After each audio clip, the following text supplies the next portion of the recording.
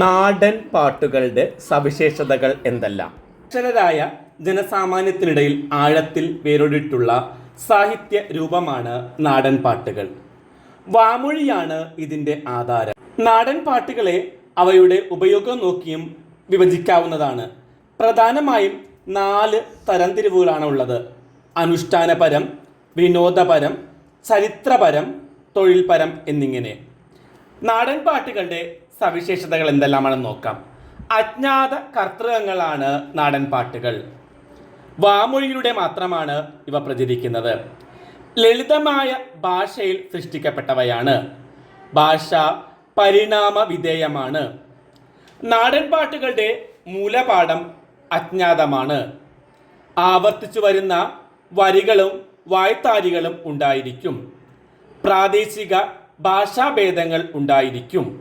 ഒരു കൂട്ടായ്മയുടെ ഭാഗമായിട്ടായിരിക്കും സൃഷ്ടിക്കപ്പെടുന്നത്.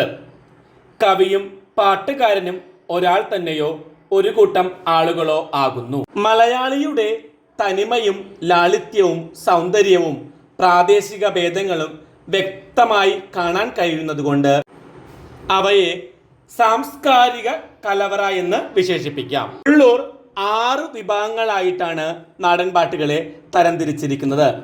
അപ്പൻ തമ്പുരാൻ 12 വിഭാഗങ്ങളായി നാടൻ പാട്ടുകളെ വിഭജിച്ചിരിക്കുന്നു.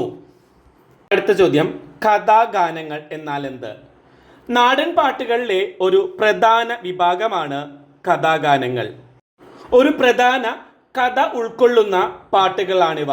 കഥാഗാനങ്ങളെ 2ആയി തിരിക്കാവുന്നതാണ്: തെക്കൻ പാട്ടുകളെന്നും വടക്കൻ പാട്ടുകളെന്നും. തെക്കൻ തിരുവിതാംകൂറിലുണ്ടായ പാട്ടുകളാണ് തെക്കൻ പാട്ടുകൾ. അവ പ്രധാനമായും ചരിത്ര കഥാഗാനങ്ങളാണ്. ഇരവിക്കുട്ടിപ്പിള്ള പോര്, ഉലകുട പെരുമാൾ പോര്, അഞ്ചുതമ്പുരാൻ പാട്ട്, കന്നഡിയൻ പോര് എന്നിവ പ്രധാനപ്പെട്ട തെക്കൻ പാട്ടുകളാണ്. തെക്കൻ പാട്ടുകളിൽ പ്രധാനമായും വില്ലടിച്ചാൻ പാട്ട് കലാരൂപം എന്ന നിലയിൽ പരിഗണിക്കപ്പെടുന്നു. വടക്കൻ പാട്ടുകൾ.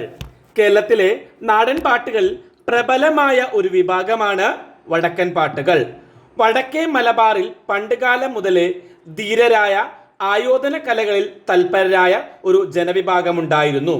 അവരിൽ ധീരപുരുഷന്മാരും വനിതകളും ഉൾപ്പെട്ടിരുന്നു. അവിടുത്തെ സാംസ്കാരിക പരിസരത്ത് ആയോധനവുമായി ബന്ധപ്പെട്ട ജീവിതം നയിച്ചിരുന്ന ഒരു ജനവിഭാഗമുണ്ടായിരുന്നു.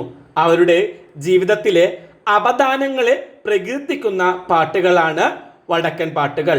വടക്കൻ പാട്ടുകളെ പുത്തൂരൻ പാട്ടുകളെന്നും തച്ചോളി പാട്ടുകളെന്നും 2ആയി തിരിക്കാവുന്നതാണ്.